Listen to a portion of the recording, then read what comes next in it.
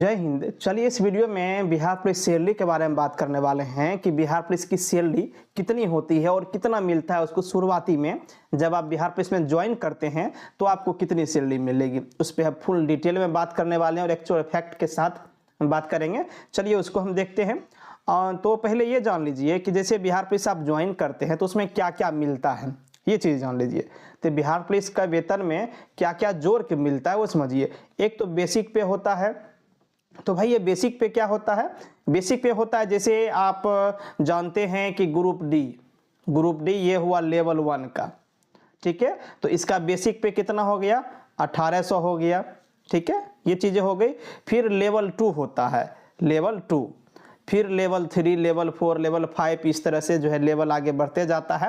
यही चीज़ें डिसाइड करती है कि आपका जो बेसिक पे रुपया है वो कितना होने वाला है। और बेसिक पे के ऊपर जितना सारा भी मिलता है अलाउंस टाइप का, ठीक है, वो सारा जैसे मेडिकल अलाउंस हो गया, एचआरए हो गया, जो भी मिलना होता है वो सारा मिलता है बेसिक पे के ऊपर, ठीक है। तो चलिए समझते हैं इसको। पहले बेसिक पे क्या है भाई, बेसिक पे समझा दिए। तो बिहार पुलिस का जो लेवल है वो लेवल 3 है। कितना है? बिहार पुलिस लेवल 3 का है और इसका ग्रेड पे कितना होता है? 2000 ग्रेड पे होता है, ठीक है। लेवल 3 का 2000 हो गया।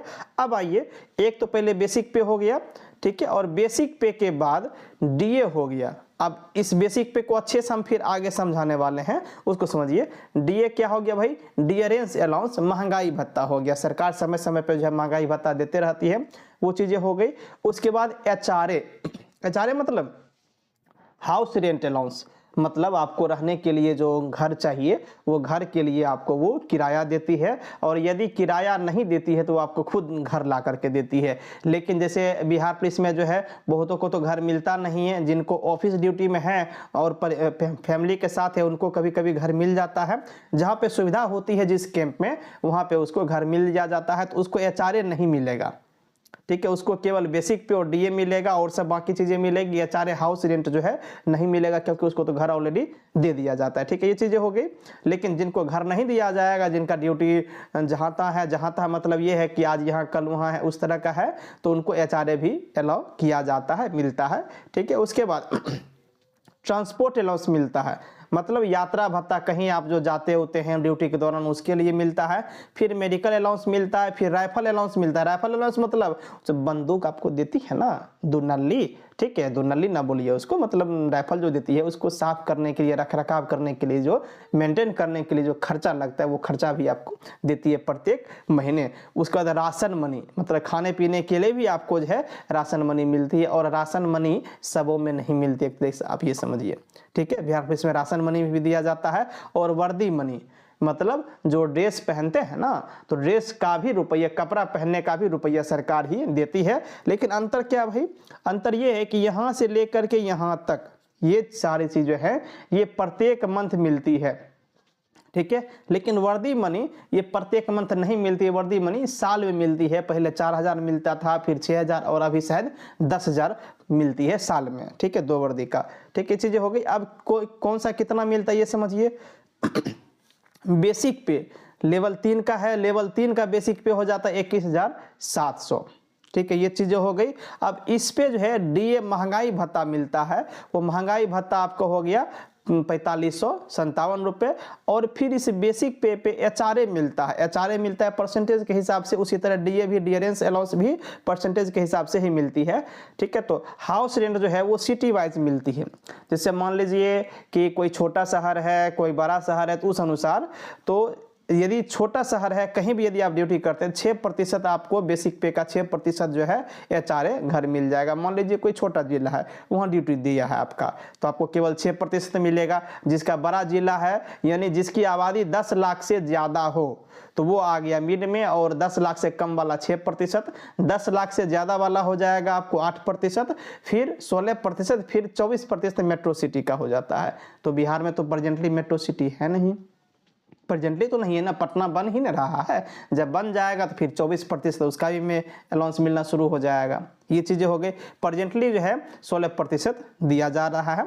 उसके बाद ट्रांसपोर्ट अलाउंस, यानी यात्रा भत्ता 200 रुपये प्रत्येक महीना मिलता है। फिर मेडिकल अलाउंस, यानी मेडिकल के लिए जो है 1000 रुपये प्रत्येक महीना उसका मिलता है, राइफल के लिए 1000 रुपये मिलता है और राशन मनी खाने पीने के लिए 3000 रुपये प्रत्येक महीना मिलता है। यानी कितना मिलेगा प्रत्येक महीना टोटल यदि कैलकुलेट कर ले तो टोटल कैलकुलेट करें तो 31,859 रुपये ये प्रत्येक महीना मिलना होता है। लेकिन रुकिए, इतना मिलता नहीं है इसमें से कुछ कटता है ना, क्योंकि बाद में जो मिलेगी आपको एक मुश्त राशि जो मिलती है वो इससे कुछ कट के ना मिलता है। तो क्या कट रहा है भाई उसको देखिए, ठीक है। और ये जो आपको एचआरए वाला बात बता रहे थे, जैसे यहाँ पे 6% जो है था 6% मिला एचआरए, 31,859 रुपये हुआ।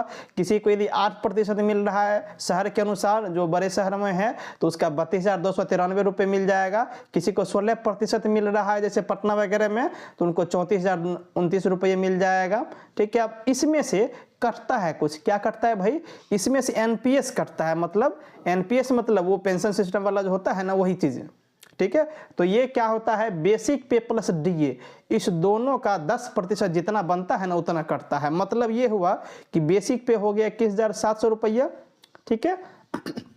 उसके बाद डीए जो आपको हमने बताया था 4,557 रुपये, ये दोनों का जोड़ कितना हो गया 26,257 रुपये। इसका 10% मतलब 2,625 रुपये इसका कट जाएगा और इंश्योरेंस के नाम पर 30 रुपये अलग से फिर काटा जाएगा, मतलब 2,655 रुपये कट जाता है, ठीक है। कितना में कटा, 6% यदि मिल रहा है तो आपको 31,859 रुपये में आपको 2,655 कट जाएगा, तो मिला कितना 29,204 रुपये। और यदि आपका वेतन 8% के हिसाब से मिल रहा है तो आपको मिलेगा 29,638 रुपये। यदि आपका वेतन 16% के हिसाब से मिल रहा है तो आपको मिलेगा 31,374 रुपये। ये आपको प्रत्येक मंथ फिक्स है। इसके अलावा भी पैसा है, यही तक नहीं है, इसके अलावा पैसा क्या है जो आप समझ रहे हैं वो पैसा नहीं भाई।